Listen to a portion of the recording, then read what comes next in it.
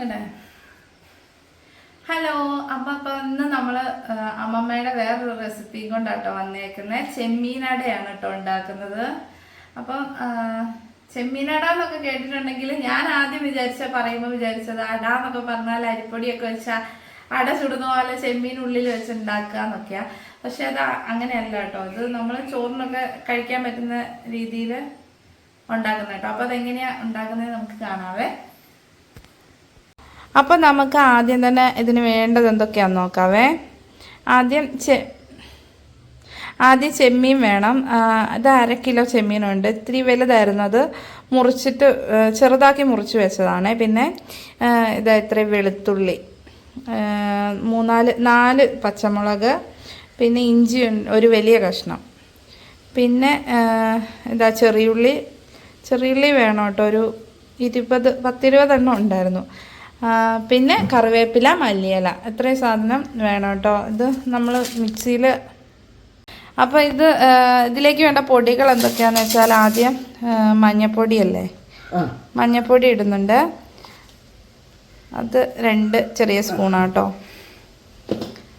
പിന്നെ എന്താ മുളക് പൊടി ഇടുന്നുണ്ട്.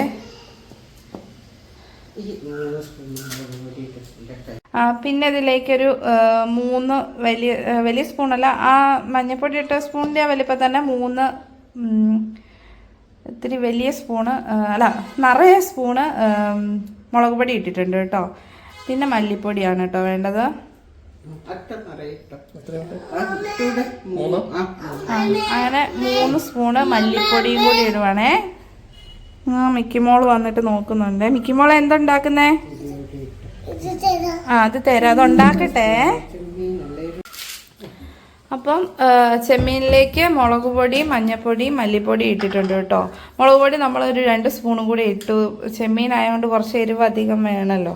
പിന്നെ ഓരോരുത്തരുടെ എരിവിനനുസരിച്ച് അത് ഇട്ടാൽ മതി കേട്ടോ. പിന്നെ ഇതാ ഉപ്പിടുന്നു. ഉപ്പ് ആവശ്യത്തിന് ഇടുക കേട്ടോ. പിന്നെ ഇതിലേക്ക് നമ്മൾ ഇതിലേക്ക് പിന്നെ എന്താ ഒരു സ്പൂണ് കുരുമുളക് പൊടി കൂടി ഇട്ടിട്ടുണ്ട് കേട്ടോ. മിക്കി മോളെ ഓടെ നോക്ക്, അടച്ചിട്. ഇതാട്ടോ നമ്മൾ മിക്സ് ചെയ്ത് വെച്ചേക്കും കേട്ടോ. ഇപ്പം കാണിച്ച ഇൻഗ്രീഡിയൻസ് എല്ലാം കൂടെ നമ്മൾ മിക്സ് ചെയ്ത് ഇനി മിക്സിയിലിട്ട് നന്നായിട്ട് അരച്ചെടുക്കണം കേട്ടോ. നന്നായിട്ട് അരയണ്ട അമ്മമ്മ? നന്നായിട്ട് അരയണം കേട്ടോ. അപ്പം അരച്ചിട്ട് കാണാം. എന്താ നമ്മൾ ഇങ്ങനെ അരച്ച് വെച്ചിട്ടുണ്ട് കേട്ടോ, നമ്മൾ കാണിച്ച ഇൻഗ്രീഡിയൻസ് എല്ലാം കൂടെ.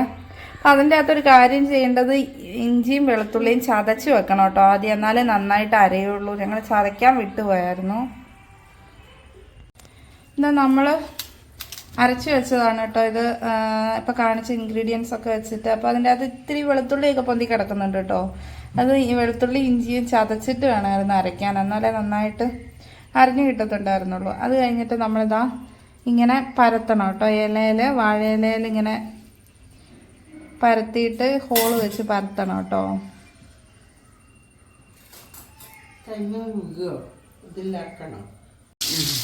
ഇത് ഉഴുന്നുവട പോലെയാണ് കേട്ടോ ഇരിക്കുന്നത്. മറ്റേ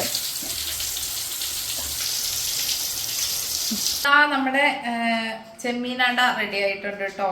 ചെമ്മീൻ വട അമ്മ പേരിപ്പൊ മാറ്റിയതാണ്. ഇപ്പൊ വട വന്നിരിക്കുന്നതുകൊണ്ട്. അപ്പൊ ഞങ്ങളിത് മുന്നേ ടേസ്റ്റ് ചെയ്ത് നോക്കി കേട്ടോ. ടേസ്റ്റ് ചെയ്ത് നോക്കിയതാണ്. ഇത് കഴിക്കാം. ഞാൻ ആദ്യമായിട്ടാണ് കഴിക്കുന്നത്. അപ്പം ചോറിനും കൂട്ടാം, ചുമ്മാ ഇരുന്ന് കഴിക്കുകയും ചെയ്യാം കേട്ടോ. അപ്പം എല്ലാവരും ഇത് ട്രൈ ചെയ്ത് നോക്കണം കേട്ടോ. അപ്പോൾ ഈ റെസിപ്പി ഇഷ്ടമായ ലൈക്ക് ചെയ്യുക, ഷെയർ ചെയ്യുക, കമൻറ്റ് ചെയ്യുക, സബ്സ്ക്രൈബ് ചെയ്യുക. അപ്പം ബൈ ബൈ.